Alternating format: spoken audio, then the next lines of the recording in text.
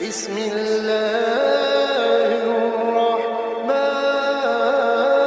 الرحيم.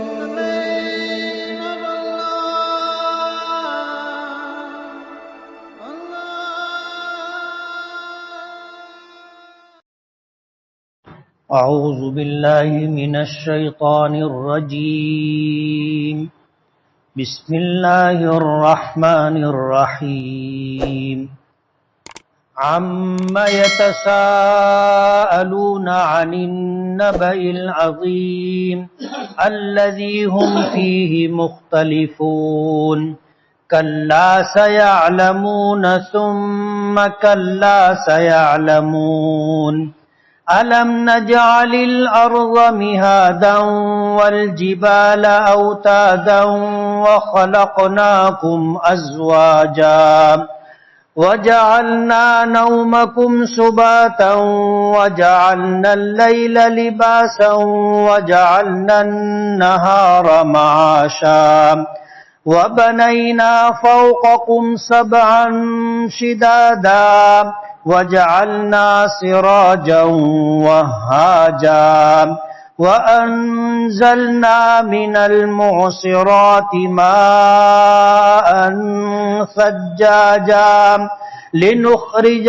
به حبا ونباتا وجنات ألفافا إن يوم الفصل كان ميقاتا يوم ينفخ في الصور فتأتون أفواجا وفتحت السماء فكانت أبوابا وسيرت الجبال فكانت سرابا إن جهنم كانت مرصادا للطاغين مآبا لابثين فيها أحقابا لا يذوقون فيها بردا ولا شرابا إلا حميما وغساقا جزاء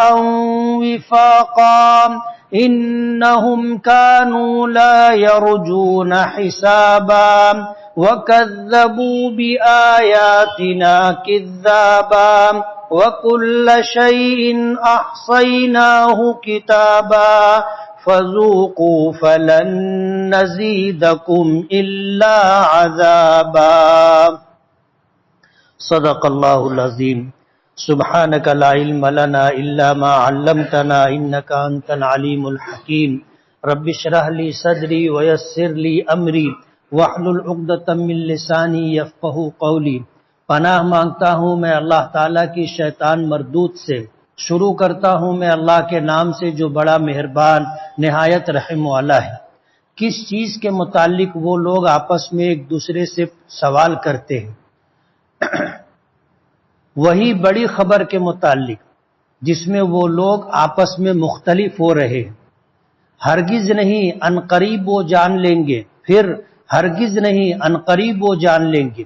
کیا ہم نے زمین کو بچھونا نہیں بنایا اور پہاڑوں کو میخیں نہیں بنایا، اور ہم نے تمہیں پیدا کیا جوڑے جوڑے، اور ہم نے تمہاری نیند کو تمہارے لیے آرام کا ذریعہ بنایا، اور ہم نے رات کو اوڑھنا بنایا، اور ہم نے دن کو روزگار حاصل کرنے کا ذریعہ بنایا، اور ہم نے چنے تمہارے اوپر 7 مضبوط آسمان، اور ہم نے سورج کو چمکتا ہوا بنایا، اور ہم نے بدلیوں سے بہنے والا کثرت سے بہنے والا پانی اتارا تاکہ ہم اس پانی کے ذریعے سے دانے اور سبزہ اگائیں، اور ہم نے باغات گھنے.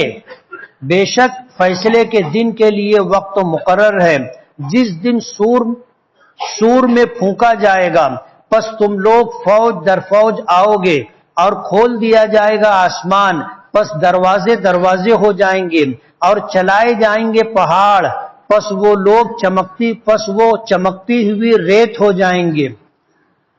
بے شک جہنم گھات لگائے ہوئے بیٹھی ہے، یہ سرکشوں اور شریروں کے لیے ٹھکانہ ہے جس میں وہ لوگ ایک لمبی مدت تک رہیں گے، نہیں چکھیں گے جہنم کے اندر ٹھنڈک کا مزہ اور نہ کوئی پینے کی چیز ملے گی مگر گرم کھولتا ہوا پانی اور بہتی ہوئی پیپ، اور یہ بدلہ ہے پورا پورا۔ بے شک وہ لوگ حساب کی امید نہیں رکھتے تھے اور وہ لوگ ہماری آیتوں کو جھٹلاتے تھے جھٹلانا، اور ہر چیز ہم نے لکھ کر کے شمار کر رکھی ہے، پس چکھو تم، پس ہرگز ہم تم پر نہیں بڑھائیں گے مگر عذاب کو۔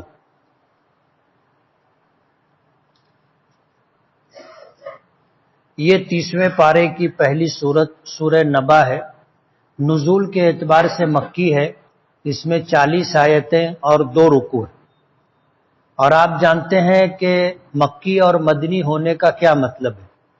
مکی ہونے کا مطلب یہ ہے کہ ہجرت سے پہلے، نبوت ملنے کے بعد ہجرت کرنے سے پہلے جو آیتیں یا سورت نازل ہوئی ہیں انہیں مکی کہا جاتا ہے، اور ہجرت کے بعد جو آیتیں یا سورتیں نازل ہوئی ہیں انہیں مدنی کہا جاتا ہے۔ یہی راجح قول ہے۔ اللہ تعالیٰ کا فضل اور کرم ہے کہ ایک لمبی مدت پہلے ہم نے درس قرآن کا سلسلہ شروع کیا تھا اور الحمدللہ 29 پارے مکمل ہو گئے۔ یہ آخری 30واں پارہ ہے اور انشاءاللہ یہ بھی مکمل ہو جائے گا۔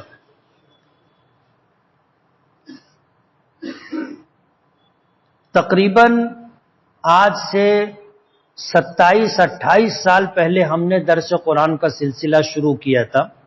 ہفتے میں ایک دن درس قرآن ہوتا ہے، جمعرات کے دن عشاء کی نماز کے بعد۔ رمضان المبارک کا مہینہ درس قرآن موقوف رہتا ہے تراویح کی وجہ سے۔ اس طرح آج ایک لمبی مدت کے بعد ہم 30ویں پارے تک پہنچے ہیں۔ آج اس کے 30ویں پارے کی پہلی سورت کا پہلا رکوع میں نے تلاوت کیا ہے، اس کا ترجمہ کیا۔ نبی کریم صلی اللہ علیہ وسلم کو جب نبوت عطا کی گئی تو نبوت ملنے کے بعد اللہ رب العالمین کے حکم سے آپ نے توحید کا پیغام دینا شروع کیا۔ اللہ تعالیٰ کی الوہیت، اللہ تعالیٰ کی وحدانیت اور اللہ تعالیٰ کی ربوبیت، اور اسی کے ساتھ قیامت، حشر و نشر، بعث بعد الموت، مرنے کے بعد دوبارہ زندہ ہونا، ان چیزوں کا تذکرہ جب نبی کریم صلی اللہ علیہ وسلم مشرکین مکہ کے درمیان کرتے رہے تو ان لوگوں کے لیے یہ نئی بات تھی۔ ایمان، توحید، الوہیت، ربوبیت، قیامت، مرنے کے بعد دوبارہ زندہ ہونا اور حساب و کتاب، اور اس کے بعد جنت و جہنم، یہ چیزیں ان کے لیے نئی تھی، انہوں نے کسی سے سنا نہیں تھا۔ اور جب نبی کریم صلی اللہ علیہ وسلم نے انہیں ایمان کا پیغام دیا، توحید کا پیغام دیا، اور ان کے سامنے قیامت کا تذکرہ کیا، مرنے کے بعد دوبارہ زندہ ہونے کا تذکرہ کیا، اور میدان محشر میں جمع ہو کر کے حساب و کتاب کی بات کی، اور حساب و کتاب میں کامیاب و ناکام، اس بات کا تذکرہ کر کے کامیاب ہونے والوں کے لیے جنت اور ناکام ہونے والوں کے لیے جہنم ٹھکانہ ہوگا، اور یہ ابد الآباد یعنی ہمیشہ ہمیشہ کی زندگی ہوگی۔ تو وہ لوگ آپس میں ایک دوسرے سے سوال کرنے لگے، ایک دوسرے سے پوچھنے لگے۔ ان میں کچھ ایسے لوگ تھے جو اس کا انکار کرتے تھے کہ ایسا نہیں ہوگا، کچھ لوگ کہتے تھے ایسا ممکن ہے، کچھ لوگ ایسے تھے جن کو شک تھا کہ کیا ایسا ہو سکتا ہے۔ آپس میں سب مختلف تھے، آپس میں سب مختلف تھے، کسی کی سوچ کچھ اور تھی، کسی کی سوچ کچھ اور تھی۔ انہی میں وہ خوش نصیب لوگ بھی تھے جنہوں نے اللہ کے نبی صلی اللہ علیہ وسلم کی اس بات کو مانا اللہ نے ہدایت مقدر کی تھی، انہوں نے ایمان قبول کیا، اور ایمان قبول کرنے کے بعد اللہ تعالیٰ کی وحدانیت توحید کے قائل ہوئے، اللہ تعالیٰ کی الوہیت کہ صرف اسی ایک کی عبادت ہوگی، وہی تنہا عبادت کے لائق ہے، اللہ کی ربوبیت کو مانا کہ اس پوری کائنات کا اور ہر ایک ایک مخلوق کا پالنہار، پروردگار، پالنے والا اللہ رب العالمین، اور جس طرح اس دنیا میں ہر مخلوق کے لیے ایک وقت مقرر ہے کہ وہ چیز وجود میں آتی ہے، ایک وقت آتا ہے فنا سے دوچار ہوتی ہے، انسان پیدا ہوتا ہے، پہلے کچھ نہیں تھا، پھر پیدا ہوا، اس دنیا میں آیا، ایک وقت آتا ہے اس دنیا سے چلا جاتا ہے، ختم ہو جاتا ہے۔ تو جب ایک نظام بنا ہوا ہے کل من علیہا فان کہ روئے زمین پر جتنی مخلوقات ہیں سب پر فنا طاری ہوگی، تو یہ دنیا جس میں ہم اور آپ ہیں، یہ زمین، یہ آسمان، یہ سورج، چاند، ستارے، یہ بھی سب فنا ہو جائیں گے، جس کو قیامت کہتے۔ ماننے والوں نے مانا، سعید بخت، نیک بخت روحوں نے، اللہ نے انہیں اس دنیا میں بھیجا، انہوں نے اس بات کو قبول کیا اور مانا اور اس پر یقین رکھا۔ مشرکین آپس میں بھی ایک دوسرے سے پوچھتے تھے، سوال جواب کرتے تھے، مسلمان بھی ایک دوسرے سے پوچھتے تھے اور مسلمانوں سے مشرکین بھی پوچھتے تھے۔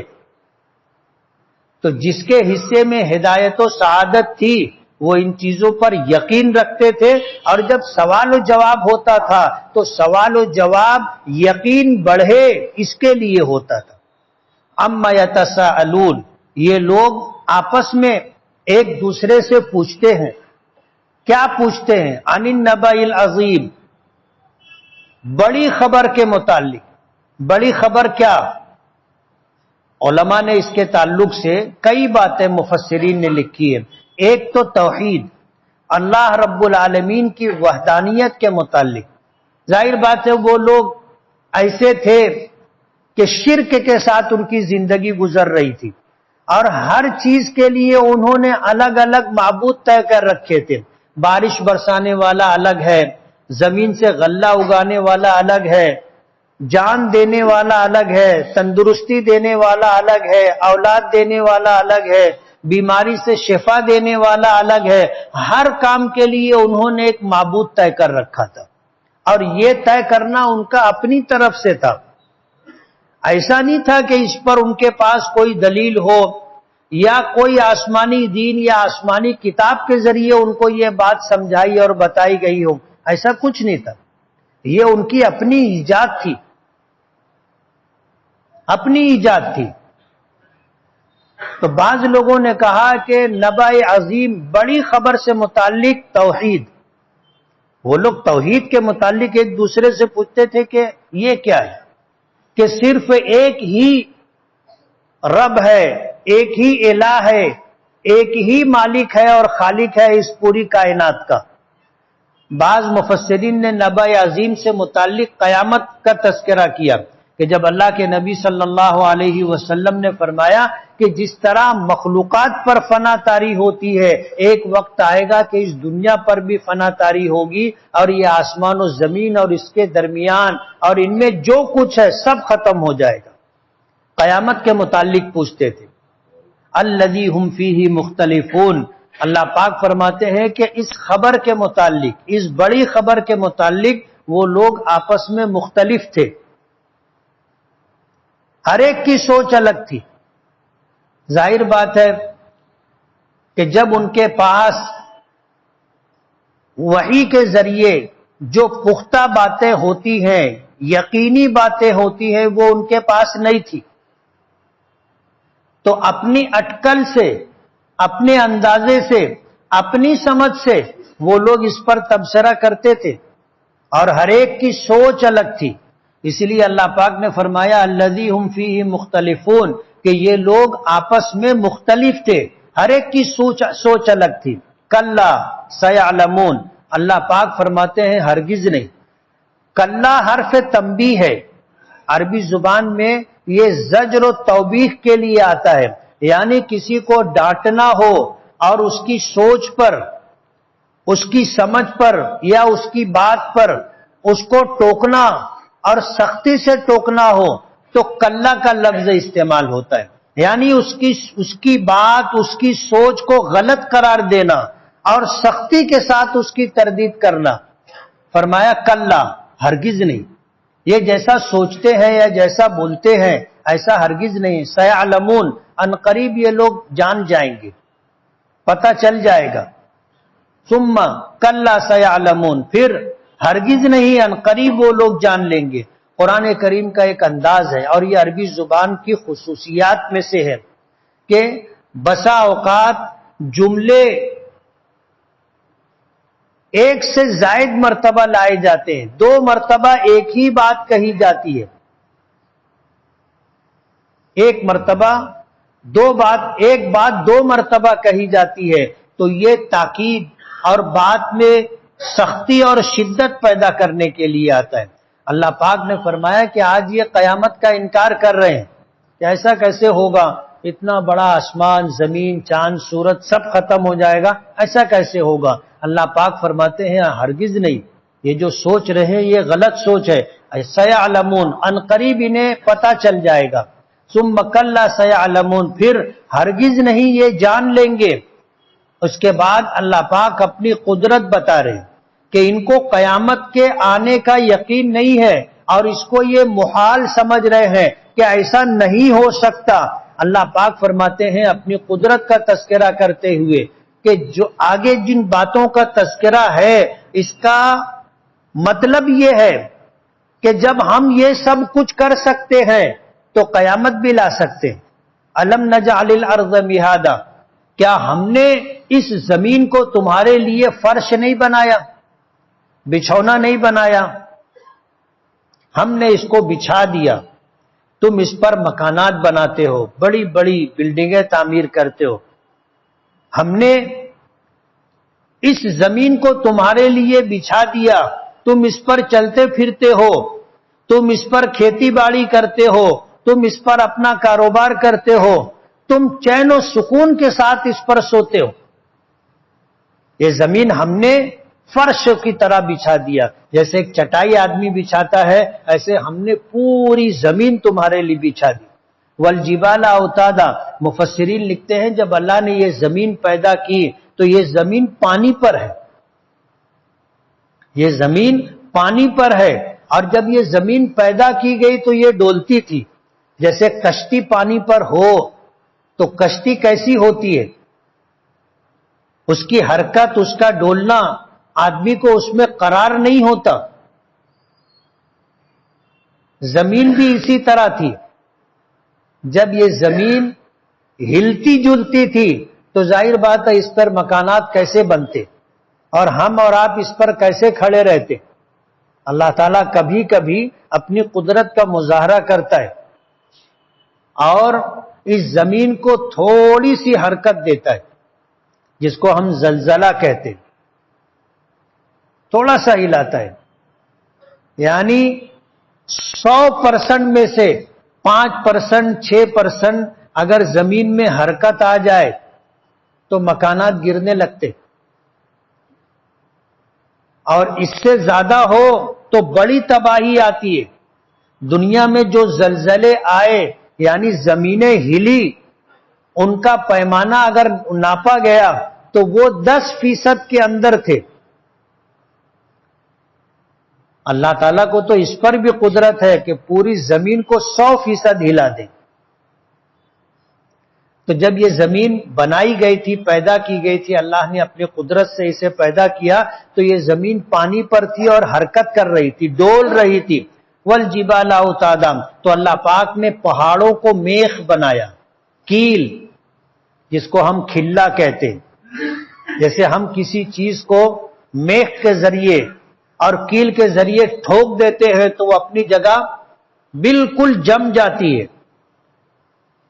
اسی طرح اللہ نے اس پوری زمین کو پرسکون کرنے کے لیے، حرکت ختم کرنے کے لیے اللہ نے پہاڑوں کو پیدا کیا۔ یہ بڑے بڑے پہاڑ جو اللہ نے پیدا کیے یہ زمینوں کے لیے میخ ہے، کیل کی حیثیت رکھتے ہیں، کہ جب اللہ نے پہاڑ پیدا کیے تو تو یہ زمین ہلنا بند ہو گئی. والجبال اوتادا، اللہ اپنی قدرت بتاتے ہیں. وخلقناکم ازواجا، اور ہم نے تم کو جوڑے جوڑے بنائے، مرد کے لیے عورت، عورت کے لیے مرد، ہم نے جوڑا بنایا. یا یہ مراد ہے ہر چیز میں جوڑا، یا یہ مراد ہے کہ ہر چیز کی ضد ہم نے بنائی، ہر چیز کی ضد. روشنی کے مقابلے میں اندھیرا بنایا، سفید کے مقابلے میں کالا بنایا، دن کے مقابلے میں رات کو بنایا. ہر چیز میں اللہ نے اختلاف رکھا ہے، ہر چیز میں اختلاف. مراد یہی ہے کہ کسی کو خوبصورت بنایا تو کسی کو بدصورت بنایا، کسی کو گورا رنگ دیا تو کسی کو کالا رنگ دیا. وخلقناکم ازواجا، ہم نے سردی رکھی تو سردی کے مقابلے میں گرمی بھی رکھی، اور ہم نے اگر بارش رکھی تو بارش کے مقابلے میں خشکی بھی رکھی. ہر چیز کو ہم نے جوڑے جوڑے سے پیدا کیا. وجعلنا نومکم سباتا، اور ہم نے تمہارے لیے نیند کو آرام کا ذریعہ بنایا. اصل میں سبات کہتے ہیں کسی چیز کے ختم ہو جانے یا کٹ جانے کو. ہماری جو حرکت ہوتی ہے، جب آدمی سوتا ہے تو ساری حرکت ختم ہو جاتی. آدمی جاگتا رہتا ہے تو کام کرتا رہتا ہے، اور جہاں سوتا ہے وہ سارا کام ختم ہو جاتا. تو اللہ نے نیند کو آرام کا ذریعہ بنایا، آرام کا ذریعہ، کہ جب آدمی ہر عمل سے کٹ جاتا ہے، الگ ہو جاتا ہے، تو پھر یہ عمل اس کے لیے راحت اور سکون کا ذریعہ بنتا ہے.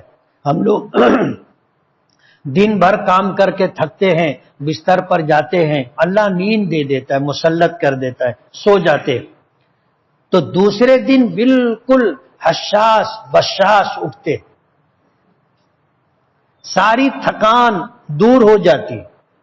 اللہ نے نیند کو آرام کا ذریعہ بنایا. فرمایا کیا ہم نے تمہارے لیے نیند کو آرام کا ذریعہ بنایا. وجعلنا اللیل لباسا، اور ہم نے رات کو لباس اوڑھنا بنایا.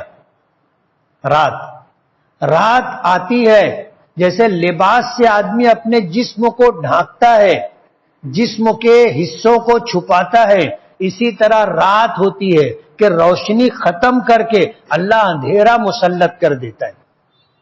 اندھیرا، اور ظاہر بات ہے اندھیرے میں پھر کچھ نظر نہیں آتا، ہر چیز ڈھک جاتی ہے. دیکھنے کے لیے روشنی کا انتظام کرنا پڑتا ہے، ورنہ دکھائی نہیں دیتا. تو اللہ نے رات کو اوڑھنا بنا دیا، پردہ بنا دیا. وجعلنا اللیل لباسا، اور یہی وجہ ہے کہ آدمی غلط کام یا تو چھپ کر کے کرتا ہے یا رات کے اندھیرے میں کرتا ہے. چھپ کر کے کرتا ہے تاکہ کوئی دیکھ نہ سکے، اور رات کے اندھیرے میں کرتا ہے کہ کوئی دیکھنا بھی چاہے تو اس کو نہ دکھے. وجعلنا النہار معاشا، اور ہم نے دن کو روزی حاصل کرنے کا ذریعہ بنایا. جب اللہ سورج نکال دیتے ہیں تو سورج پوری دنیا کو روشن کر دیتا ہے. آدمی کے لیے چلنا پھرنا، آنا جانا، دیکھنا دکھانا سب آسان ہو جاتا ہے. تو دن میں آدمی کسب معاش کے لیے، حصول روزگار کے لیے گھر سے نکلتا ہے، اپنے لیے، اپنے بیوی بچوں کے لیے روزگار حاصل کرتا ہے. یہ اللہ کی قدرت ہے. ہمارے یہاں تو رات میں بھی لوگ کماتے ہیں نا. در حقیقت رات اللہ نے آرام کے لیے بنائی. یہی وجہ ہے کہ دن بھر کی نیند رات کی نیند کی برابری نہیں کر سکتی، اور رات کی نیند سے جو سکون اور آرام ملتا ہے وہ دن کی نیند سے نہیں ملتا. تو دن اللہ نے روٹی روزی حاصل کرنے کے لیے اور رات کو اللہ نے آرام کرنے کے لیے بنایا. وَبَنَيْنَا فَوْقَكُمْ سَبْعًا شِدَادًا، اور ہم نے تمہارے اوپر 7 آسمان، مضبوط آسمان ہم نے چن دیے. علماء لکھتے ہیں کہ ایک آسمان سے دوسرے آسمان کے درمیان کی مسافت 500 برس کی مسافت ہے. یعنی ایک تیز رفتار بہترین نسل کا گھوڑا 500 سال تک مسلسل دوڑے تو وہ کتنا فاصلہ طے کرے گا؟ اتنا فاصلہ ایک آسمان سے دوسرے آسمان کے درمیان ہے، اور اللہ نے ایسے 7 مضبوط آسمان بنائے، 7 مضبوط آسمان، اور اتنے مضبوط بنائے کہ دنیا قائم ہونے سے لے کے آج تک اس میں ذرا بھی بوسیدگی، ذرا بھی پرانا پن، ذرا بھی پھٹن، ٹیڑھا پن کچھ بھی نہیں آئے۔ جیسا اللہ نے بنایا تھا اتنا مضبوط بنایا کہ پہلے دن جیسا تھا آج بھی ویسا ہی ہے۔ وَبَنَيْنَا فَوْقَكُمْ سَبْعًا شِدَادًا وَجَعَلْنَا سِرَاجًا وَهَاجًا، اور ہم نے ایک چمکتا ہوا روشن چراغ بنایا، سورج، جو روشن بھی ہے اور گرم بھی ہے۔ رات آتی ہے تو سورج کی گرمی نہیں رہتی۔ بعض مفسرین نے لکھا کہ وَجَعَلْنَا اللَّيْلَ لِبَاسًا کا مطلب یہ ہے کہ رات میں زیادہ اوڑھنے کی ضرورت پڑتی ہے۔ آدمی جب سوتا ہے تو کیا کرتا ہے؟ اوڑھتا ہے، اس لیے کہ سورج نہیں ہے، سورج کی گرمی نہیں ہے تو خنکی اور سردی بڑھ جاتی ہے، آدمی کو اپنے جسم کے اوپر کچھ نہ کچھ ڈالنا پڑتا ہے، لباس ہونے کے باوجود اوڑھنے کی ضرورت پڑتی ہے۔ وَأَنزَلْنَا مِنَ الْمُعْصِرَاتِ مَاءً ثَجَّاجًا، اور ہم نے پانیوں سے بھری ہوئی بدلیوں سے خوب بہتا ہوا پانی اتارا، خوب بہتا ہوا پانی۔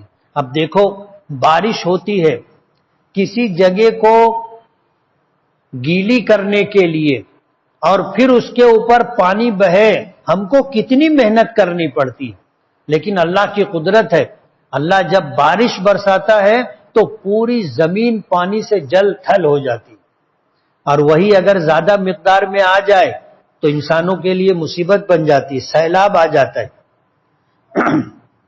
لِنُخْرِجَ بِهِ حَبًّا وَنَبَاتًا، اور ہم نے ان پانی سے بھری ہوئی بدلیوں سے جو پانی، بہتا ہوا پانی ہم نے اتارا، کیوں؟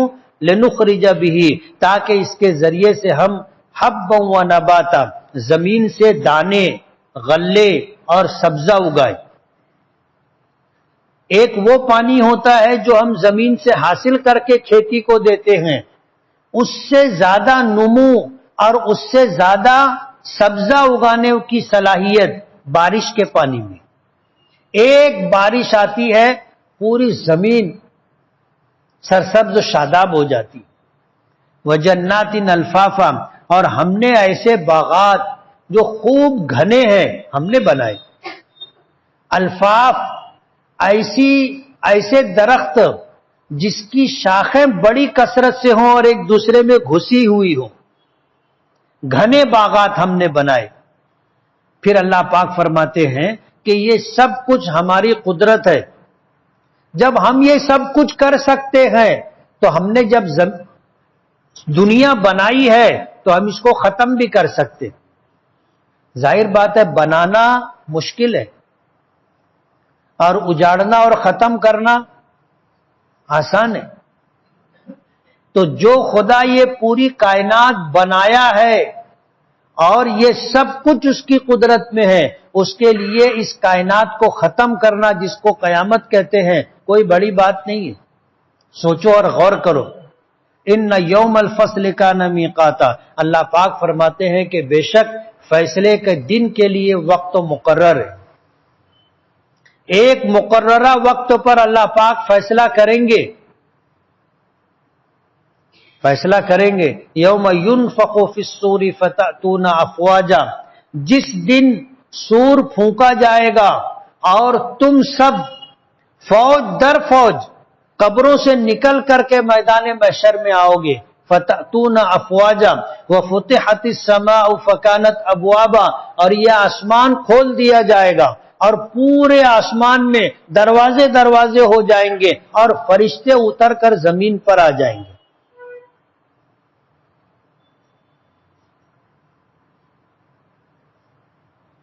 تو فیصلے کا دن مقرر ہے، اور اس لیے دن مقرر ہے کہ جب اللہ نے یہ کائنات بنائی، مخلوقات پیدا کی، اور انسانوں کو اللہ نے اشرف المخلوقات بنایا، عقل کی نعمت عطا کی، سوجھ بوجھ اور فیصلہ کرنے کی صلاحیت دی، تو اللہ نے اس دنیا میں بھیج کر کے انہیں حق اور ناحق اختیار کرنے کا انہیں راستہ بتایا۔ اب ظاہر بات ہے اس دنیا میں انسان آئے، کچھ لوگوں نے اللہ کے حکموں کو پورا کیا اور کچھ لوگوں نے اللہ کی نافرمانی کی، تو حساب و کتاب تو ہونا ہے۔ اگر حساب و کتاب نہ ہو تو اللہ کے حکموں کے ماننے والوں کے لیے کیا مطلب ہوا اور نہیں ماننے والوں کے لیے کیا مطلب ہوا؟ اس لیے اللہ نے حق ناحق رکھا، اور اس دنیا میں جو حق کے مطابق زندگی گزارے گا اور جو اللہ کے حکموں کو توڑ کر کے جائے گا تو ان میں حساب و کتاب تو ہونا ہے، اور یہ فطری بات ہے۔ اللہ نے اس فیصلے کے دن کے لیے ایک وقت مقرر کر رکھا ہے، اور وہ وقت آئے گا۔ حدیث پاک میں آتا ہے کہ جب دوبارہ سور پھونکا جائے گا تو لوگ اپنی قبروں سے زمین سے نکلیں گے، یہ پورا جسم ختم ہو جائے گا، لیکن ریڑھ کی ہڈی کا آخری حصہ باقی رہے گا، اور اسی سے پھر پورا انسان وجود میں آئے گا۔ حدیث پاک میں آتا ہے بارش ہوگی، اور بارش سے جس طرح زمین سے سبزہ اگتا ہے، گھاس اگتی ہے، اسی طرح جب بارش ہوگی، دوسرا سور جب پھونکا جائے گا تو ہر انسان زمین سے نکل کر کے آ جائے گا۔ وَسُيِّرَتِ الْجِبَالُ فَكَانَتْ سَرَابًا، اور پہاڑ چلائے جائیں گے۔ سور پھونکا جائے گا، آسمان کھول دیا جائے گا، پہاڑ چلائے جائیں گے۔ فکانت سرابا، ریگستانوں میں دور سے آدمی جب ریت کو دیکھتا ہے تو وہ چمکتا ہوا پانی نظر آتا ہے، پانی نہیں ہوتا، ریت ہوتی ہے، لیکن لوگوں کو پانی دکھائی دیتا ہے جس کی کوئی حیثیت اور کوئی حقیقت نہیں ہوتی۔ اسی طرح پہاڑ کو اللہ چلا دیں گے اور یہ پہاڑ بھی بے حیثیت ہو جائیں گے۔ ان جہنم کانت مرصادا، فرمایا کہ جہنم گھات لگائے ہوئے بیٹھی ہے۔ مرصاد کہتے ہیں ایسی جگہ جہاں چھپ کر کے آدمی کسی پر حملہ کرنے کا پروگرام بنا رہا ہو، اس کو کہتے گھات لگا کر کے بیٹھنا۔ تو فرشتے گھات لگا کر کے بیٹھے ہیں، یا جہنم گھات لگا کر کے بیٹھی ہے کہ بس لوگ آئیں گے اور ان پر اچانک حملہ ہوگا۔ للطاغین مآبا، فرمایا کہ یہ جہنم شرری اور فتین لوگوں کا ٹھکانہ ہوگا۔ لابثین فیہا احقابا، جس میں وہ ہمیشہ ہمیشہ رہیں گے۔ یہ کافرین و مشرکین کے لیے۔ لابثین فیہا، جس میں وہ لوگ ٹھہریں گے۔ احقاب حقوب کی جمع ہے۔ حقوب کہتے ہیں ایک لمبی مدت کو۔ لغات کے ماہرین نے لکھا ہے حقوب کی مقدار مختلف ہے، اس میں بڑی جو مقدار بتائی گئی ہے کہ ایک حقوب 80 لاکھ برس کے برابر، 80 لاکھ سال کے برابر جو زمانہ ہے اس کو حقوب کہتے ہیں۔ احقابا، جہنم میں جہنمی ایک حقوب نہیں، نہ معلوم کتنے حقوب زمانے تک ٹھہریں گے۔ ابد الآباد کہہ دو، آسان لفظ، ہمیشہ کے لیے جہنم میں رہیں گے۔ لا یذوقون فیہا بردا ولا شرابا، جہنم میں نہ کبھی یہ ٹھنڈی چیز چکھیں گے اور نہ کوئی خوشگوار پینے والی چیز۔ جہنمیوں کو کبھی خنکی کبھی ٹھنڈک کا واسطہ نہیں پڑے گا، اور پینے کی کوئی خوشگوار چیز نہیں ملے گی۔ الا حمیما وغساقا، اگر پینے کے لیے کوئی چیز ملے گی تو گرم کھولتا ہوا پانی۔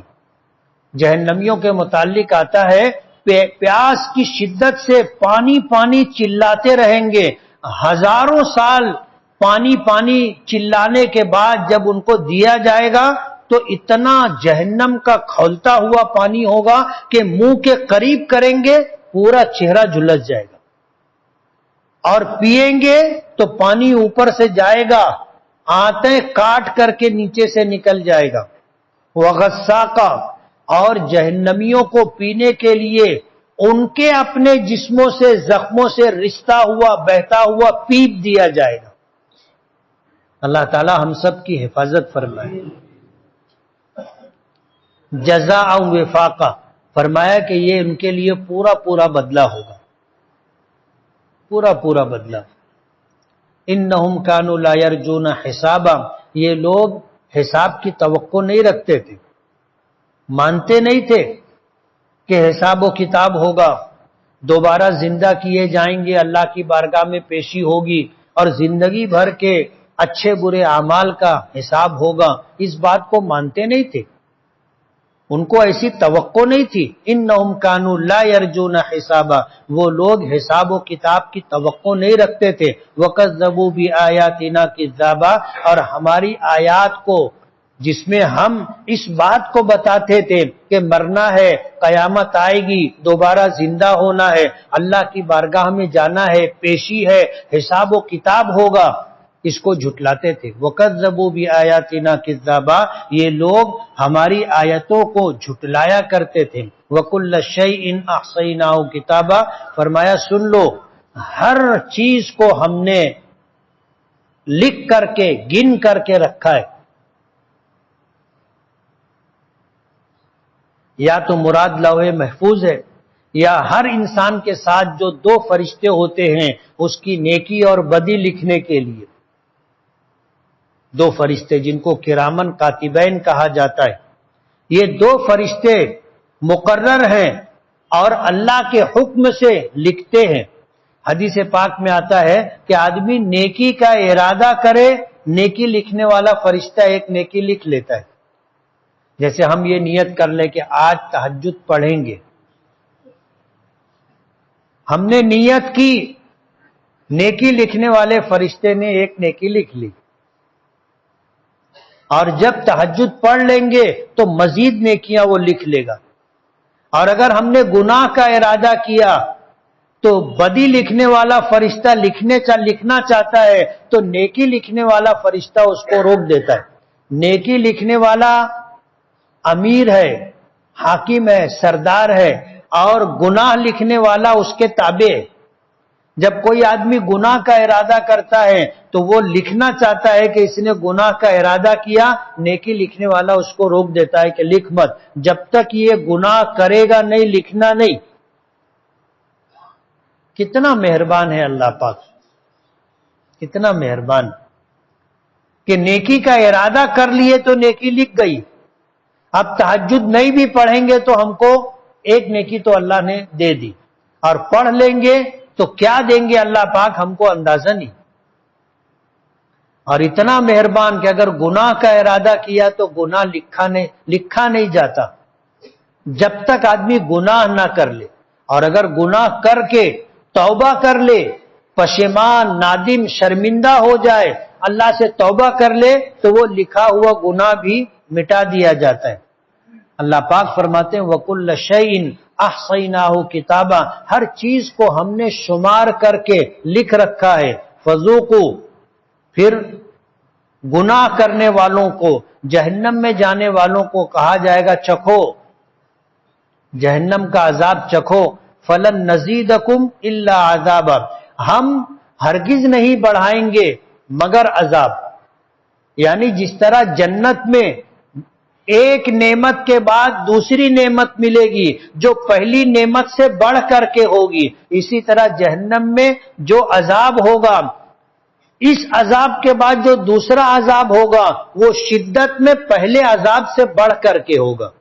فَلَن نَّزِيدَكُمْ إِلَّا عَذَابًا، ہم نہیں بڑھائیں گے مگر عذاب کو، اور بڑھاتے رہیں گے۔ جس طرح جنت کی نعمتیں بڑھتی رہیں گی، اسی طرح جہنم میں عذاب بھی بڑھتا رہے گا۔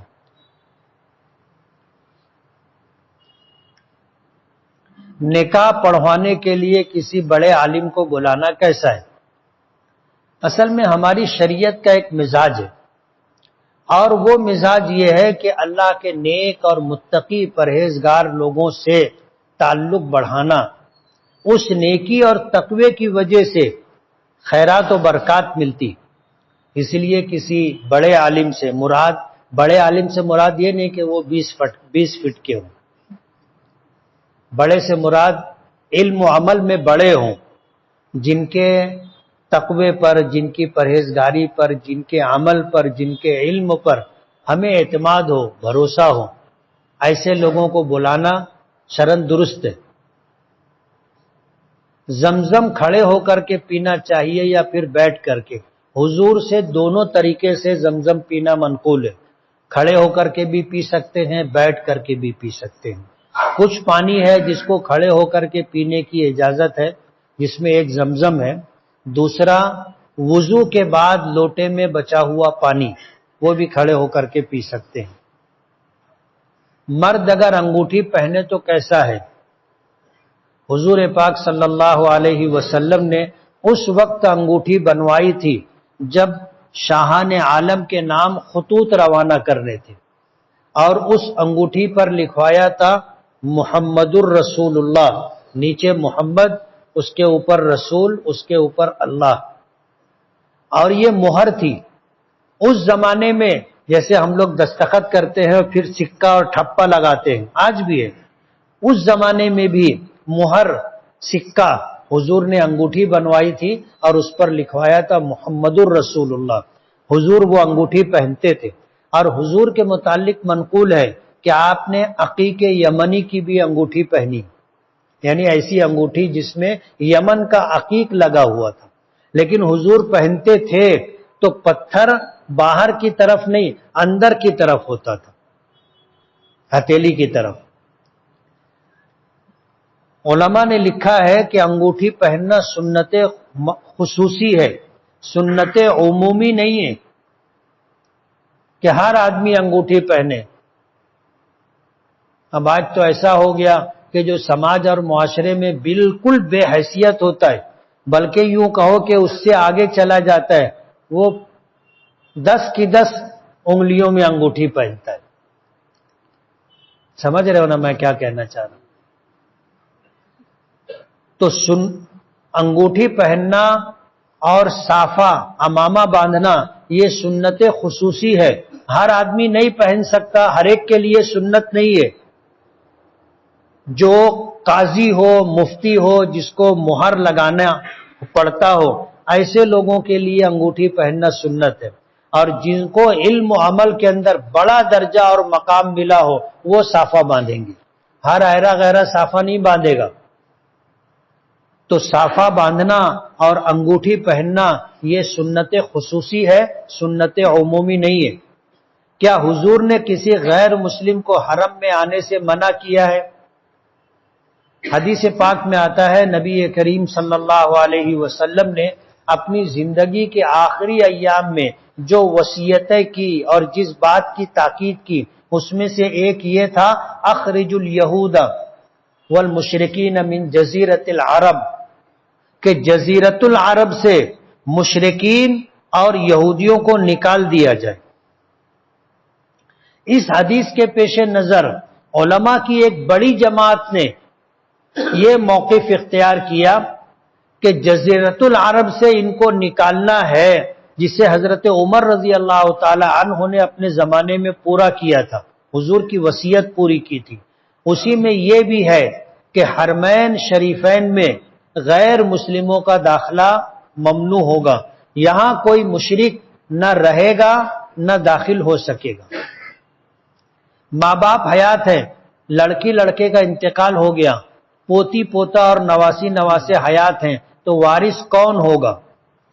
وراثت کا ایک قانون ہے، وراثت ہمدردی کی بنیاد پر تقسیم نہیں ہوتی کہ جو غریب اور ضرورت مند ہوگا اس کو ملے۔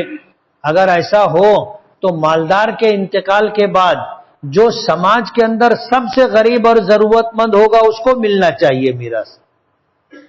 اگر ہمدردی اور ضرورت کی بنیاد پر میراث تقسیم ہو تو جو سب سے زیادہ محتاج اور فقیر ہوگا، چاہے وہ رشتہ دار ہو یا نہ ہو، اس کو ملنا چاہیے۔ لیکن ہمدردی اور ضرورت کی بنیاد پر میراث تقسیم نہیں ہوتی۔ میراث تقسیم کے لیے رشتہ داری ضروری ہے۔ اب رشتہ داری قریب کی بھی ہوتی ہے، دور کی بھی ہوتی۔ اب رشتہ داری میں میراث کی تقسیم کے لیے اگر دیکھا جائے تو ہم سب حضرت آدم کی اولاد ہیں، برابر. ہماری ماں اور باپ اوپر جا کر کے ایک ہیں، تو ہم سب رشتہ دار ہیں. یہ الگ بات ہے کہ اب رشتہ داری جوڑنا چاہیں تو جوڑ پائیں گے کہ نہیں جوڑ پائیں گے، وہ سلسلہ کہاں کہاں کیسے کیسے ہے معلوم نہیں. تو قریب کا جو رشتہ ہے ہم کو معلوم ہے اور ہم اس کے مطابق کہتے ہیں کہ یہ میرا رشتہ دار ہے. اس میں کچھ قریب کی رشتہ داری ہوتی ہے، کچھ دور کی رشتہ داری ہوتی ہے. تو جو قریب کی رشتہ داری میں میراث کی تقسیم میں قریبی رشتے کو ترجیح دی گئی. جیسے ایک شخص ہے زید، ایک اس کا بیٹا ہے، ایک اس کا پوتا ہے. اس میں زید سے قریب کون ہے؟ بیٹا ہے یا پوتا ہے؟ بیٹا ہے. تو بیٹے کو میراث ملے گی، پوتے کو نہیں ملے گی. سمجھ رہے ہو؟ اب اگر پوتے کو دیں گے تو پھر پر پوتے کو بھی دینا چاہیے، اور پھر سگڑ پوتا، لگڑ پوتا، نگڑ پوتا، پتہ نہیں کتنے پوتے ہیں، سب کو دینا چاہیے. پھر میراث کی تقسیم کا قاعدہ اور قانون یہ ہے کہ رشتہ داری میں جو قریب کے ہوں گے ان کو، یعنی ایک شخص اگر بیچ میں ہے تو پہلے دائرے میں جو لوگ آئیں گے، بیٹا بیٹی، ان کو میراث ملے گی. اس کے بعد کا دائرہ جو ہے وہ پوتا پوتی، نواسا نواسی. اگر پہلے دائرے میں لوگ ہیں تو دوسرے دائرے والوں کو میراث نہیں ملے گی. جیسے اس میں پوچھا کہ بیٹا یا بیٹی کا انتقال ماں باپ کے سامنے ہو گیا، اگر یہ زندہ رہتے تو ان کے بیٹی بیٹے کو میراث ملتی؟ نہیں ملتی. سمجھ رہے ہو؟ تو اگر ان پوتے پوتی، نواسے نواسی کے ماں باپ اگر زندہ ہوتے تو کیا دادا اور نانا کی میراث سے ان کو حصہ ملتا؟ نہیں ملتا. لیکن اب ان کا انتقال ہو گیا تو اب پہلے دائرے میں جو لوگ ہیں وہ وارث ہوں گے، دوسرے دائرے میں جو لوگ ہیں وہ وارث نہیں ہوں گے.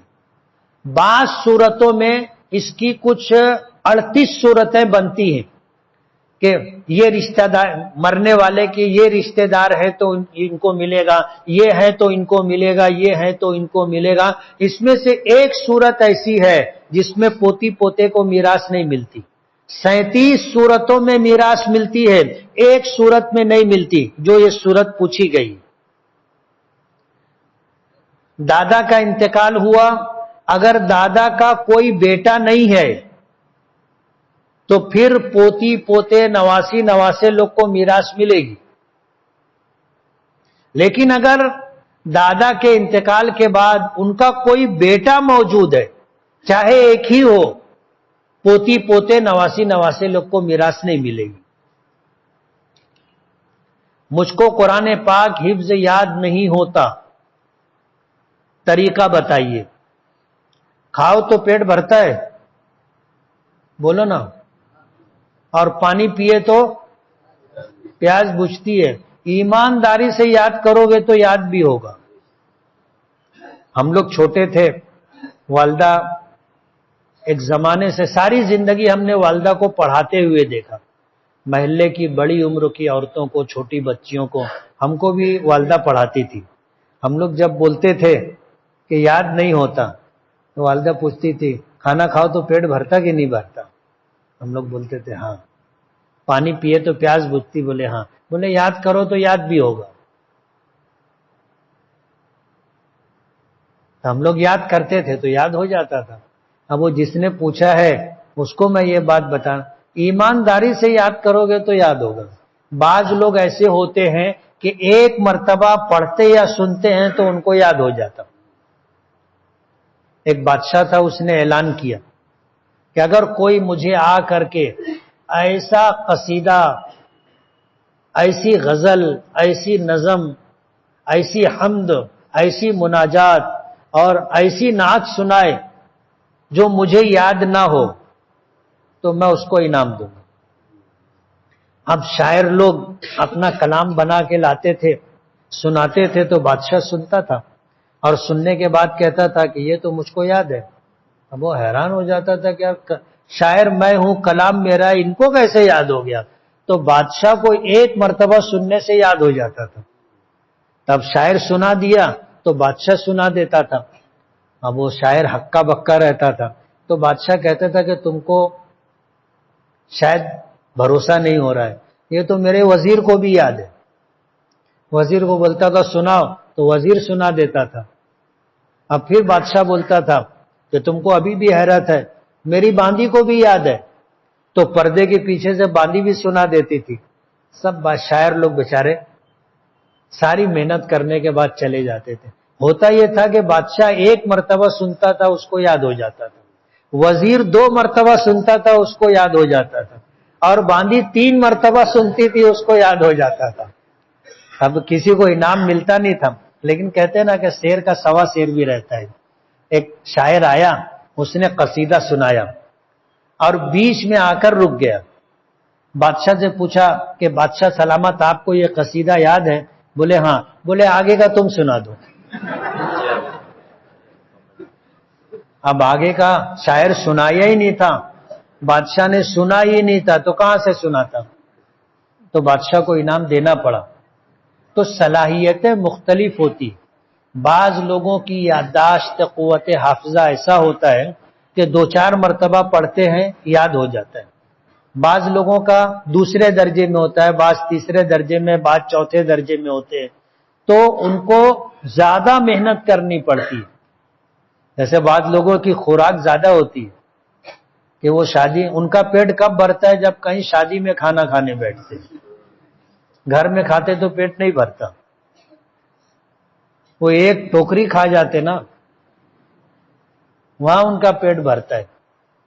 تو جس کو جتنی مرتبہ یاد کرنے سے یاد ہوتا ہے اتنی مرتبہ اس کو یاد کرنا پڑے گا تو یاد ہوگا. ایک بار کوئی چیز منہ میں سے نکال لی جائے تو اس کو دوبارہ کھانا حرام ہے یا مکروہ؟ حرام بھی نہیں ہے، مکروہ بھی نہیں ہے. آپ نے منہ سے نکالا، اگر اس کی کوئی وجہ نہیں ہے تو آپ کو کھا لینا چاہیے. جیسے آپ نے منہ میں نوالا لیا، چبانا شروع کیا، تو کبھی ایسا ہوتا ہے کہ کنکر آ جاتا ہے، کبھی ہڈی کی کرچی آ جاتی ہے تو آدمی نکالتا ہے، لیکن اس کے ساتھ ہی کچھ دانے بھی باہر آ جاتے تو آدمی جو ہے اس میں جو دانے لگے ہوئے ہیں اس کو کھا لینا چاہیے، اس کو نہیں پھینکنا چاہیے. یہ جو مشہور ہے لوگوں میں کہ منہ سے نکال لیے تو حرام ہو گیا، ایسا بالکل غلط بات ہے. قربانی کرنے کے وقت بسم اللہ اللہ اکبر کہنا بھول گیا، بعد میں یاد آیا، تو یہ ذبیحہ حلال ہے یا حرام؟ اگر بسم اللہ اللہ اکبر کہنا نیت تھی کہنے کی، علم تھا کہنا ہے، لوگوں نے بتایا بھی تھا کہ جب ذبح کرنے لگنا تو بسم اللہ اللہ اکبر کو پڑھنا، لیکن بھول گیا وہ چلا پکار میں پاؤں باندھو، دباؤ، پکڑو، گراؤ، اب آدمی کا ذہن ہٹ جاتا. ہمارا دین فطرت ہے. اگر اس ہلہ گلا اور ہلچل میں وہ ذبح کرتے ہوئے اگر بھول گیا، جان بوجھ کر کے نہیں چھوڑا، بھول جانے کی وجہ سے بسم اللہ اللہ اکبر نہیں کہا تو ذبیحہ حلال ہے. اور اگر جان بوجھ کر کے بسم اللہ اللہ اکبر نہیں پڑھا ہے، جان بوجھ کر کے، تو پھر اس کا ذبیحہ حلال نہیں. یوٹیوب کی کمائی حلال ہے یا حرام؟ دیکھو ہمارے یہاں شریعت کا ایک ضابطہ ہے، جس چیز کو اس طریقے سے بیان کیا جائے تو جائز ہے، اس طریقے سے بیان کیا جائے تو ناجائز ہے. تو جو جائز طریقہ ہے اس طریقے سے اگر کوئی خبر چلائی جائے، ایک بات دوسروں تک پہنچائی جائے اور وہ جائز چیز ہے تو اور وہی چیز ہم یوٹیوب پر ڈال رہے ہیں تو جائز ہے. اب اگر وہی چیز جو ناجائز ہے، جس کو ہم ایسے دیکھ نہیں سکتے، اور کسی دوسرے کو بتا نہیں سکتے، وہی چیز اگر ہم یوٹیوب پر ڈالیں یا ویڈیو ڈالیں تو وہ ناجائز ہے. جیسے بلو فلم ہوتی، حرام کاری ہوتی ہے. ظاہر بات ہے ہم ایسے آنکھوں سے نہیں دیکھ سکتے، اس کو دیکھنا گناہ ہے، دکھانا گناہ ہے. کہ ہم کسی کو پکڑ کے لائے لے ہنجر سے کھڑے ہو کے دیکھ، ناجائز ہے. وہی چیز اگر ویڈیو بنا کر کے ہم وائرل کرتے ہیں یوٹیوب پر تو ناجائز ہے. تابوت سکینہ کیا ہے؟ تابوت سکینہ کے متعلق آتا ہے کہ اللہ پاک نے جب حضرت آدم علیہ السلام کو جنت سے اتارا تھا تو ان کے ساتھ جنت کی لکڑی کا یہ تابوت بھی اتارا تھا. وہ تابوت سکینہ ہے جو نبیوں کے پاس ہوتا ہوتا بنی اسرائیل تک آیا، اور پھر بنی اسرائیل کے زمانے میں یہ ادھر ادھر ہو گیا. آج تک یہودی اس کو ڈھونڈ رہے ہیں. اگر کوئی طالب علم حفظ کر لے تو کیا اسے ایک نشست میں سنانا ضروری ہے؟ ضروری نہیں. اور ہر ایک کی یادداشت ایسی نہیں ہوتی، اور ہر ایک کی صلاحیت ایسی نہیں ہوتی. بعض ایسے ہوتے ہیں ان کو پورا قرآن پاک یاد ہے لیکن ایک نشست میں پورا قرآن پاک نہیں پڑھ سکتے. جیسے ہم میں سے اکثر لوگ پورا قرآن پاک دیکھ کے نہیں پڑھ سکتے ایک نشست میں. تو اسی طرح حافظ بھی ہوتے ہیں، یاد ہوگا لیکن ایک نشست میں پورا قرآن پاک نہیں سنا سکتے، نہیں پڑھ سکتے. آج 5 پارہ سنائیں گے، کل 5 پارہ سنائیں گے، پرسوں 5 پارہ، ایسا بھی ہوتا ہے. تو ضروری نہیں.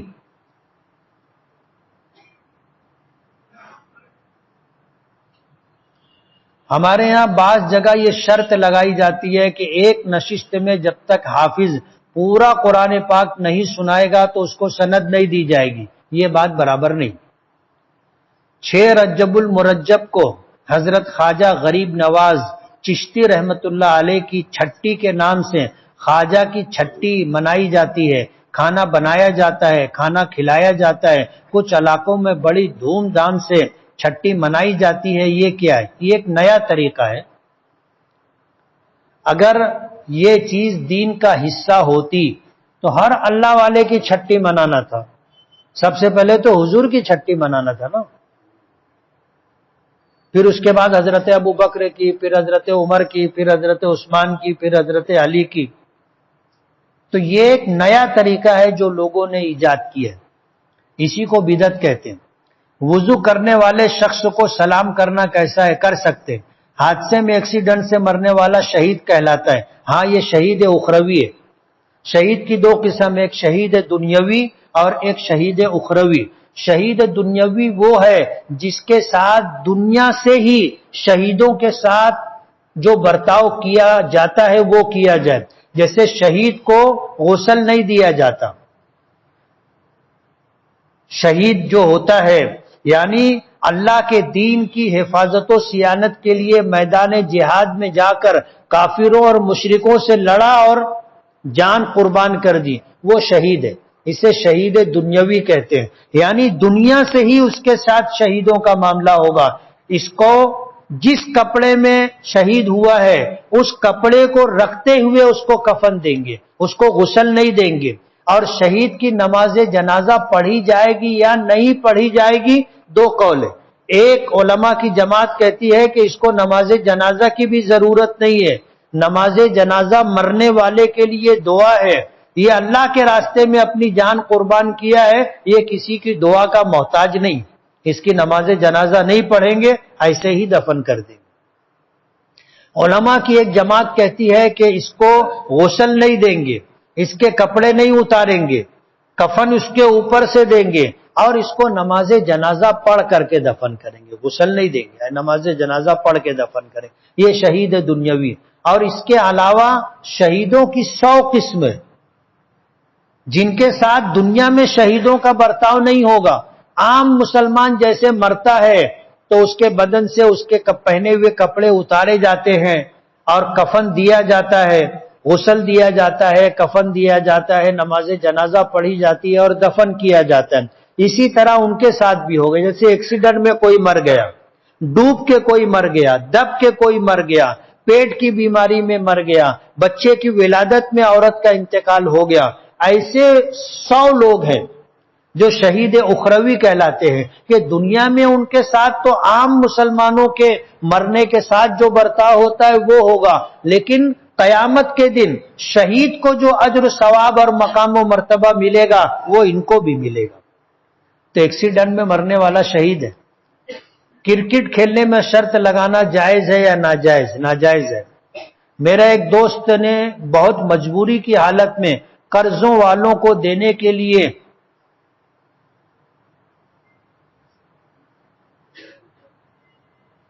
کیا لکھا ہے معلوم نہیں، ٹکے سے پیسہ لیا ہے، تو اس کی نماز روزہ صدقے کا ثواب ملے گا یا نہیں ملے گا؟ سودی قرض لینے کا جو گناہ ہے وہ اس کو ہوگا، لیکن اس کی نماز روزہ زکوٰۃ حج وہ سب قبول ہوگی۔ مدرسے میں زکوٰۃ کا جو مال دیا جاتا ہے وہ کہاں خرچ ہوتا ہے؟ مدرسوں میں جو زکوٰۃ دی جاتی ہے وہ صرف بچوں کے کھانے پر، کپڑے پر اور اسکالرشپ پر ہی خرچ ہوتی ہے، اس کے علاوہ مدرسے میں زکوٰۃ کا کوئی مصرف نہیں۔ کھانا کھانے کی دعا کون سی ہے؟ اللہم بارک لنا فی ورزقنا فی، اللہم بارک لنا فی، یہ دعا ہے۔ اس کے علاوہ بسم اللہ الرحمن الرحیم، بسم اللہ وعلی برکت اللہ۔ ایک شخص نے خواب دیکھا کہ اس کے چاروں طرف پانی ہی پانی ہے اور اس کے گھر والے بھاگ رہے ہیں پانی سے۔ تعبیر کیا ہے؟ پانی اگر خواب میں دیکھا ہے تو دو قسم کا ہوگا۔ پانی اگر صاف ستھرا ہے تو اس کے دیندار ہونے کی علامت ہے، اور اگر گندا پانی ہے تو اس کے بے دین اور بددین ہونے کی علامت ہے۔ اور یہ کہ اگر پانی جو دیکھا ہے وہ صاف و شفاف پانی تھا اور یہ لوگ بھاگ رہے ہیں تو اچھی تعبیر نہیں، اور اگر پانی گندا دیکھا ہے اور بھاگ رہے ہیں تو اچھی تعبیر ہے۔ غسل کرنے سے پہلے برہنہ ہو کر وضو کیا پھر غسل کیا تو کیا اس وضو سے نماز و تلاوت کر سکتا ہے؟ کر سکتا ہے۔ تنہائی میں غسل کرتے ہوئے برہنہ ہونے کی شرعاً اجازت ہے، اور وضو ٹوٹنے والے نواقض وضو میں برہنہ ہونا نہیں ہے۔ ایک آدمی وضو سے تھا اور کپڑے اتار دیا تو اس کا وضو نہیں ٹوٹے گا۔ حدود حرم میں غیر مسلموں کا داخلہ ممنوع ہے۔ پھر اسمرتی ایرانی کس طرح مدینہ، مسجد قباء اور احد پہاڑ کا دورہ کیا؟ وہاں کے لوگوں نے کروایا تو اس نے کر لیا، نہیں کروانا تھا۔ عورتیں جو سونا پہنے رہتی اس پر زکوٰۃ ہے یا نہیں؟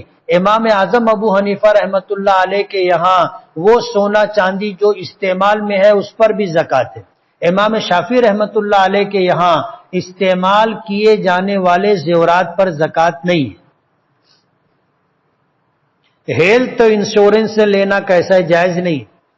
انٹرنیٹ بینکنگ، فون، گوگل پے، پے ٹی ایم استعمال کرتا ہوں، اس میں جو کیش بیک آتا ہے کیا وہ استعمال کر سکتے ہیں؟ کر سکتے ہیں۔ وجہ اس کی یہ ہے کہ جیسے ایک وہ ہوتا ہے، ہم لوگوں نے جا کے پوچھا کہ بھئی انگور کیا کلو دے رہے؟ اس نے کہا 100 روپے۔ آپ نے سودا نہیں کیا، بولے 1 کلو دے دو۔ اب وہ بیچنے والا 80 روپے میں بیچ رہا ہے۔ لوگوں کی عادت ہوتی ہے ہندی کی چنتی کرنے کی، خوب سودا کرتے۔ 100 روپے، بولا نہیں 50 روپیہ کلو دو۔ اچھا 60 روپے میں دے دو، چل 70 روپے میں دے دے۔ لوگ کرتے ہیں ایسا، تو بیچنے والے لوگ پہلے ہی تھوڑا سا کچھ بڑھا کر کے بولتے ہیں کہ یہ سودا ودا کرے گا تو اتنا کم ہو جائے گا۔ اب آپ نے سودا نہیں کیا لیکن بیچنے والے کو لگا کہ یار میں 100 بولا یہ تو 100 دے رہا ہے، تو اس کا ضمیر قبول نہیں کرتا، تو وہ 1 کلو انگور بھی دیا اور 20 روپیہ واپس بھی دیا۔ حالانکہ وہ واپس نہیں دیتا تو اس کے لیے پورا 100 روپیہ لینا جائز تھا، لیکن اپنی مرضی سے وہ واپس دے رہا ہے تو لینا جائز ہے۔ اسی طرح اگر ہم نے کوئی سودا کیا اور ہم نے جن سے خرید کی ہے، اگر وہ ہمیں کچھ پیسہ واپس دیتے ہیں جس کو انگلش میں کیش بیک کہا جاتا ہے تو لے سکتے ہیں۔ بینک کا اکاؤنٹ کھولنے کی جو فیس یا کمیشن لیتے ہیں کیا وہ جائز ہے؟ جائز ہے۔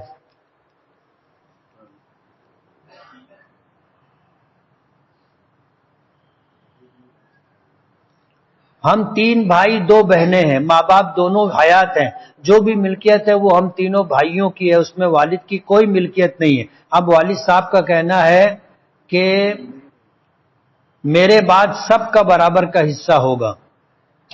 باپ کی جو کمائی ہے اور باپ کی جو ملکیت ہے، ان کے انتقال کے بعد ان کے سارے وارثین اس میں حصے دار ہوں گے۔ لیکن آج اگر باپ کی کوئی ملکیت نہیں ہے، بچوں نے خود محنت مزدوری کی، کمایا، تو وہ ان کا اپنا ہے، باپ کی ملکیت نہیں ہے۔ باپ کے مرنے کے بعد اس میں دوسرے بھائی بہن لوگ وارث نہیں ہوں گے۔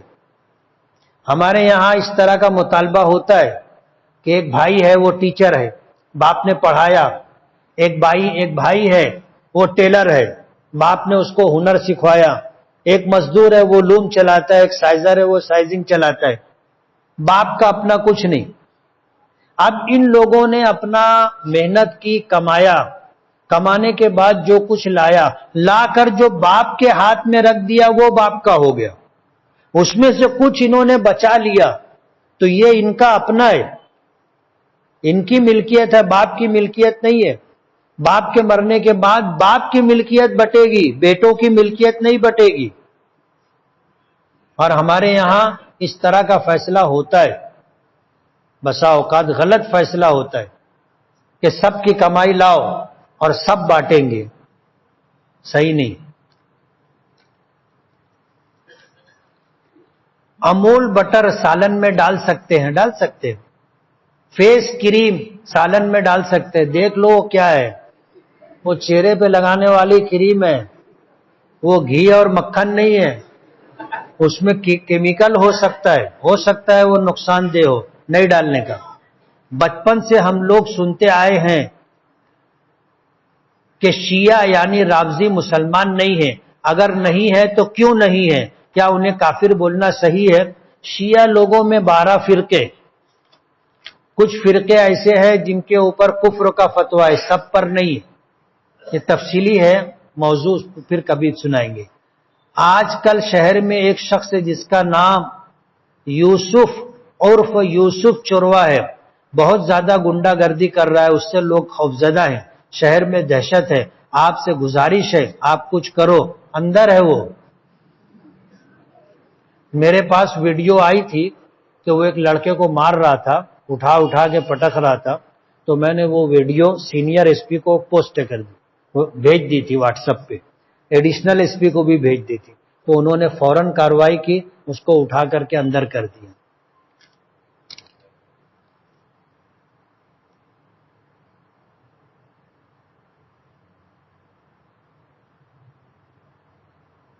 کیا جمعہ کے دن حضور سے ملنے آنے والے دیہاتی صحابی اور دور دراز سے ملنے آنے والے صحابہ حضور کی خدمت میں ہدیہ دیتے تھے، اور کیا حضور کچھ صحابہ کا انتظار بھی کرتے تھے؟ ہاں، صحابہ کرام حضور کی خدمت میں ہدیہ پیش کیا کرتے تھے، اور حضور نے اپنی امت کو فرمایا تہادو تحابو، ہدیہ لیتے دیتے رہا کرو، صرف لیتے رہا کرو یہ نہیں کہا، لیتے بھی رہا کرو دیتے بھی رہا کرو، آپس میں محبت ہوگی۔ کچھ صحابہ ایسے تھے جو دیہات میں رہتے تھے، وہ جب آتے تھے تو حضور کے لیے اپنے وہاں سے کوئی لوکی لے کے آتا تھا، کوئی کھیرا لے کے آتا تھا، کوئی سبزی لاتا تھا، کوئی شہد لاتا تھا، ان کو جو ان کی حیثیت تھی، جو ان کے پاس تھا، لے کے آتے تھے اور حضور قبول کرتے تھے۔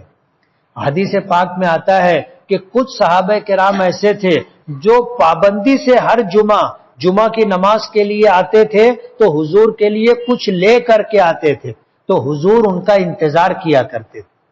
یہ انسانی فطرت ہے، حضور ان کا انتظار کرتے تھے، اور جب وہ لا کر کے دیتے تھے تو حضور فرماتے تھے کہ یہ ہمارے دیہاتی دوست تھے،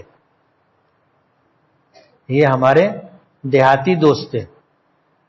تو ہمیں یہ سنت ہے، اسے زندہ کرنا چاہیے۔ اپنے شہر میں اپنے ماں باپ کو آپ کچھ ہدیہ دو، اپنے اساتذہ کو کچھ ہدیہ دو، سماج میں اپنے رشتہ داروں میں جو بڑے لوگ ہوں، جو چھوٹے لوگ ہوں، جو ہم عمر ہوں، دیتے لیتے رہنا چاہیے۔ مسجد کے امام کو دو، شہر کے عالم کو دو، دینا چاہیے اور اپنی حیثیت کے مطابق دینا چاہیے۔ حضور نے فرمایا ہدیے میں دی جانے والی بہترین چیز مسواک ہے، خوشبو ہے، تکیہ ہے، اور اپنے گھر کچھ سالن پکا ہے تو پڑوس میں دینا ہے۔ فرمایا کہ تم نے اگر پایا بنایا ہے تو کھر اور شوربہ پڑوس میں بھیجو، کچھ اس میں سے بھیجو۔ پہلے اپنے آپ بھیجتے تھے، اب آزو بازو میں کیا پکتا ہے کچھ پتہ نہیں چلتا، پہلے پتہ چلتا تھا کہ ان کے یہاں آج کھچڑا پکا ہے، پایا پکا ہے، ان کے یہاں برہی پکی ہے، پلاؤ پکا ہے، مرغ پکا ہے، متنجن پکا ہے، وہ بھیجتے تھے۔ آج یہ چیزیں ختم ہو گئی، اس کو شروع کرو، شروع کرو گے نا، شروع کرو۔ کیا ہے اس سے پڑوسیوں کے آپس کے تعلقات اچھے ہوتے، اور حضور نے فرمایا ہے اس سے آپس میں محبت پیدا ہوتی۔ آج جو پڑوسیوں میں دوری پیدا ہو گئی ہے وہ ختم ہوگی۔ ابھی میں نے جمعہ میں علماء اور ائمہ کو ہدیہ دینے کے لیے کہا، آپ 10 جوڑے کپڑے اپنے لیے بناتے، مسجد کے امام کو اور مدرسے اور مکتب میں پڑھانے والے عالم حافظ کو کیا تنخواہ ملتی ہے آپ کو پتہ ہے؟ 8-10 ہزار روپیہ مہینے کی تنخواہ ہوتی، اس میں ان کا گزر بسر بہت مشکل سے ہوتا ہے۔ جب عید کا موقع آئے، رمضان کا موقع آئے، آپ نے اپنے گھر کے لیے تری کا مسالہ خریدا، آپ اپنے مسجد کے امام کے لیے بھی لاؤ، اپنے پڑوس میں اپنے محلے میں کوئی عالم رہتا ہو جو آپ کے بچوں کو دینی تعلیم دیتا ہو، اس کے واسطے بھی لاؤ۔ اپنے لیے کپڑا خریدتے ہو ان کے لیے بھی خریدو، 10 جوڑا اپنے لیے خریدتے 1 جوڑا ان کے لیے لے لو۔ اپنے گھر والوں کے لیے آپ خریدتے ہو، اللہ نے نوازا ہے، 5-10 ہزار روپیہ سال میں 1-2 مرتبہ مسجد کے امام اور محلے کے عالم کو دو۔ آپ ان کے گھر والوں کا کپڑا دو گے تو گھر والوں کو یہ احساس ہوگا کہ یہ کپڑا فلاں جگہ سے آیا ہے، فلاں آدمی نے بھیجا ہے۔ لیکن آپ اگر پیسہ دو گے تو وہ امام یا عالم خود خرید کے لائے گا تو ان کے گھر والوں کو احساس کمتری نہیں ہوگی، ان کو یہ ہوگا کہ ابا خرید کے لائے۔ سمجھ رہے ہو؟ پردہ پوشی، سماج میں رہنے والوں کو عزت کا مقام دینا، یہ بھی ہماری ذمہ داری ہے۔ زکوٰۃ میں لوگ کپڑا بھیجتے ہیں، یہ جو کپڑا بانٹنے کا رواج ہے زکوٰۃ میں، یہ اچھا نہیں ہے۔ جو مانگنے والے پیشہ ور لوگ ہیں ان کو کوئی فرق نہیں پڑتا، لیکن جو سفید پوش عزت دار لوگ ہیں جو کبھی مانگتے نہیں، آپ ان کے یہاں کپڑا بھیجو، ان کو عجیب سا لگتا ہے۔ جب پہنیں گے جب ان کو احساس ہوگا۔ اس لیے ان میں جو بڑے لوگ ہیں، خاندان کے سرپرست، گھر کے بڑے آدمی یا عورت کو آپ لفافے میں دے دو، وہ اپنی مرضی سے خرید کے جیسا کپڑا لانا ہوگا لائیں گے۔ کم سے کم پہننے والوں کو یہ احساس تو نہیں ہوگا کہ مجھ کو فلاں آدمی نے پہنایا۔ تو یہ چیزیں ایسی ہیں جس کو رواج دینا چاہیے، دیں گے۔ میرے شوہر کے انتقال کو 1.5 ماہ کا عرصہ ہو چکا ہے، مجھے خواب میں 2 گلاب دکھا، ایک کالا ایک لال۔ مجھے ایک آواز آئی کون سا گلاب لوگی؟ تو فوراً لال گلاب میرے ہاتھوں میں آ گیا۔ اس خواب کی تعبیر کیا ہے؟ اب شوہر کے انتقال سے اور گلاب کے پھول سے کوئی تعلق نہیں۔ پھول اچھی چیز سمجھی جاتی ہے اور کالے کے مقابلے میں لال اور گلابی گلاب اچھا سمجھا جاتا ہے، تو بھلائی ملے گی انشاءاللہ۔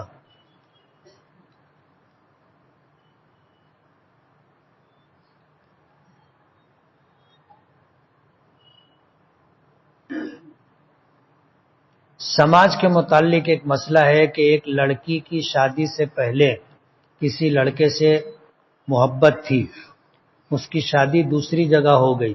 شادی کے بعد وہ لڑکا جس سے محبت تھی وہ لڑکی کو لے کے بھاگ گیا، 15 دن تک دونوں ساتھ میں رہے، اب واپس آئے تو اس کے شوہر نے اس کو طلاق دے دی۔ تو کیا جو لڑکا لے کر کے بھاگ گیا تھا اس کے ساتھ نکاح ہو سکتا ہے؟ عدت گزارنے کے بعد نکاح ہو سکتا ہے۔ جب شوہر نے طلاق دی تو جس طرح کوئی عورت کسی کے نکاح میں ہو تو اس سے نکاح نہیں ہو سکتا، اسی طرح اگر کسی شخص نے اپنی بیوی کو طلاق دے دی اور عدت چل رہی ہے تو عدت میں بھی نکاح نہیں ہو سکتا۔ اب یہ عدت گزار لے تو جس لڑکے کے ساتھ بھاگی تھی اس کے ساتھ نکاح ہو سکتا ہے۔